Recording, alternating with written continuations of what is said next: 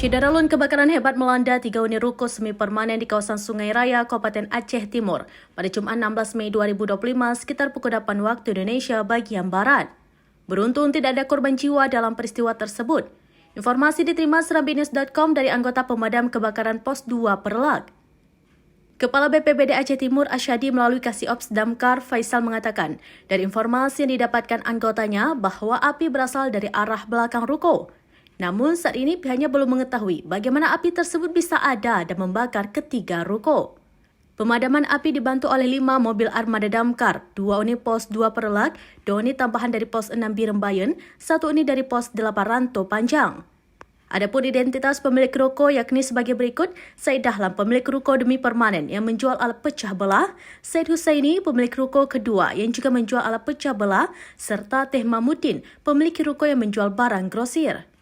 Jarak lokasi kejadian dari Pos 2 sekitar 18 meter dan proses pemadaman berlangsung kurang lebih selama 5 jam. Api baru bisa berhasil dipadamkan sekitar pukul 11 waktu Indonesia bagian Barat. Belum diketahui secara pasti penyebab kebakaran.